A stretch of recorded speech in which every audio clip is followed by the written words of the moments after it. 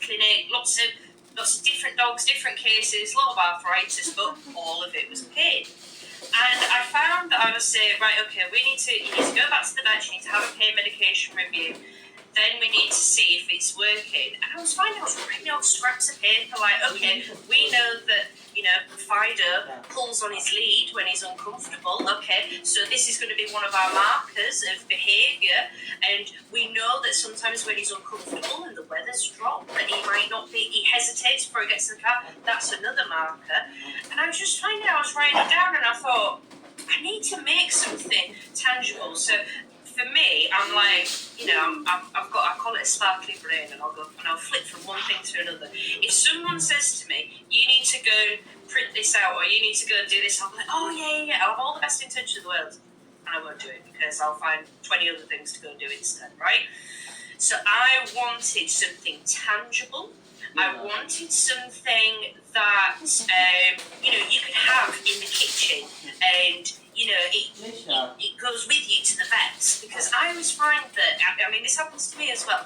When I go into the vets, I can forget I know what I'm there for, but I can be so busy trying to manage my dog's emotional experience in the vet that I'm not able to effectively communicate.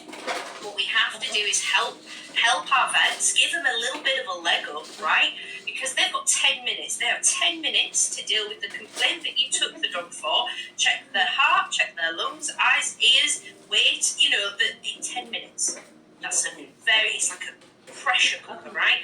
And they might have, had some really tough cases to deal with before then. They might be a little bit emotionally checked out. Compassion fatigue happens. That's a whole other conversation. But if you go in and say, right, I've tracked how my dog's done on this NSAID, so non-steroidal drug, and these are the changes. So at the back of your dog's pain diary, it's almost like a summary page.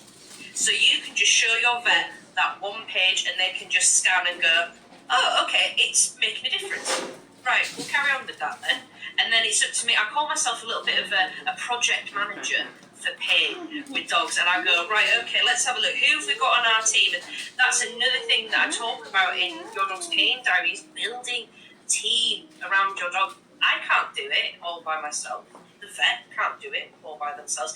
It's about building this multimodal management approach and a team of people, team dog, I think that sometimes, when you have a painful dog, I imagine this is, very similar with dogs, we've got reactive dogs. It's incredibly isolating to have a painful dog. So it's to give ownership back to the pet parent that actually, you can do this, you've got this. It's like having me going in the vets next to you. It's like, this is why I wrote the book, because I can't ring every vet. I can't, there's only so many dogs that I can work with directly, whereas this book is so I can be whittering on in vet clinics up and down the country. And I think, for me, it's all about pet parent education. They're the ones that drive the ship.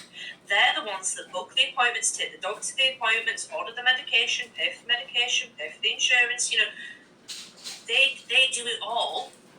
And it's a tool to help you manage something that can be really chaotic. It's chaotic managing the dog's pain. And my job is to just take a little bit of the chaos out and go, right, okay, let's, be nice and objective. And that's kind of why I wrote the book. It started off, first it was going to be and then I just couldn't stop talking.